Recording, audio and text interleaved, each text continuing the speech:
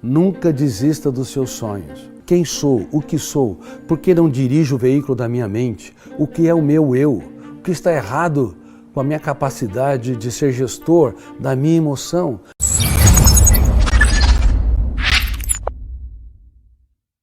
Eu também fui um grande sonhador. Algumas editoras me aplaudem muito hoje, mas no passado as dificuldades foram enormes. E no livro Nunca Desista dos Seus Sonhos, eu abordo a minha trajetória. Eu era a segunda nota da classe, de baixo para cima. Ninguém acreditava que eu pudesse ir muito longe.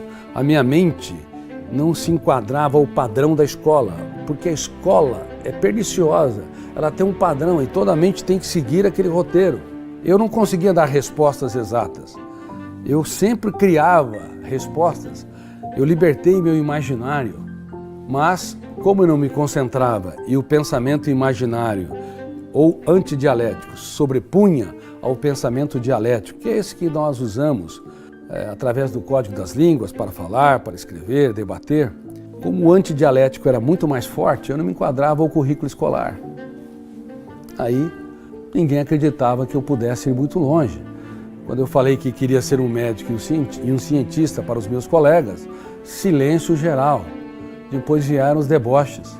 E eu entendi que para não desistir dos meus sonhos, eu tenho de tomar decisões solitárias. As principais decisões humanas são solitárias. Se você depender da plateia, você vai adiá-las. Você não vai tomá-las, você não vai ter coragem. Eu estudei de 12 a 14 horas. Não perguntei para os outros o que eu teria que fazer. Eu sabia o que eu tinha que fazer. 12 a 14 horas me estressaram muito. Eram longas horas de estudo. E eu entrei na faculdade de medicina. Eu, que era péssimo aluno de matemática, física, química, praticamente tive 100% de acerto nessas matérias. E por incrível que pareça, o português clássico não era meu forte. Apesar de ser um escritor que iniciava naquela época, eu tinha grandes dificuldades, porque se falam tantas regras que bloqueiam o imaginário. Mas do segundo para o terceiro ano da faculdade de medicina, eu caí numa crise depressiva. E eu percebi que as lágrimas que nós não temos coragem de chorar, elas são mais importantes do que aquelas que encenam no teatro do rosto. Mas eu não me curvei à dor.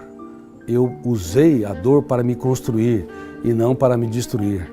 Isso é fundamental para não desistir dos seus sonhos. Se usar a dor, o deboche, as reações negativas, as críticas, os haters, as risadas subliminares para te destruir, você não vai conseguir realizar os seus mais belos sonhos, porque você depende de apostar em si.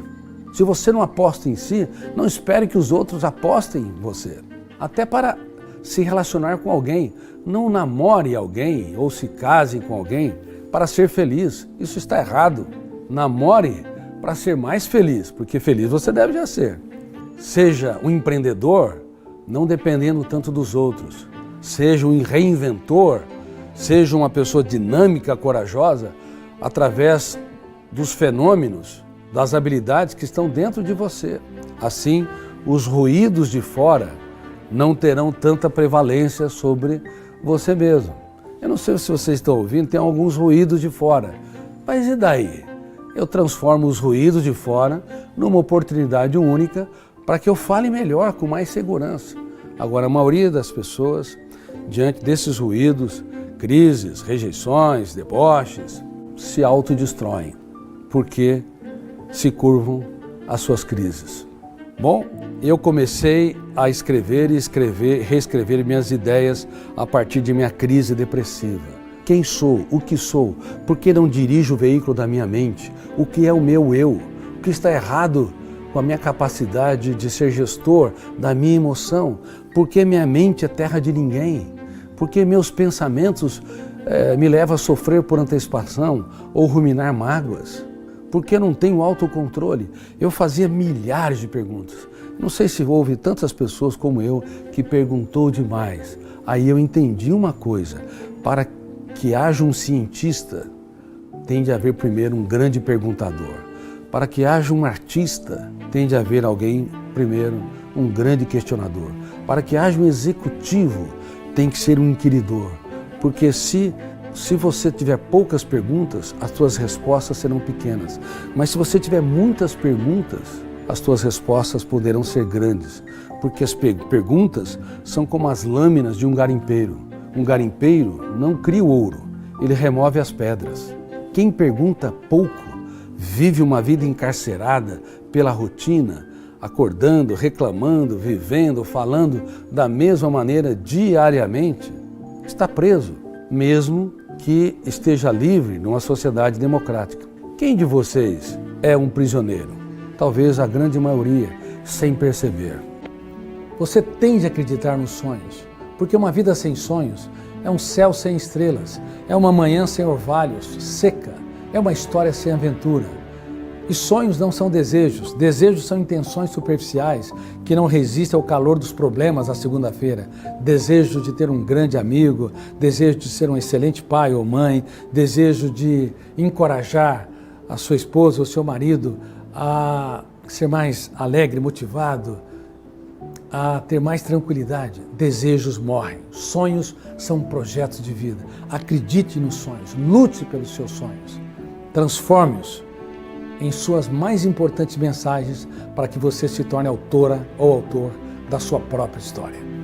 Por exemplo, uma pessoa que é muito ansiosa, irritadiça, intolerante, e ela, num ato heróico, diz que de hoje em diante eu desejo ser a pessoa mais calma da minha cidade, da minha empresa, da minha família. Funciona?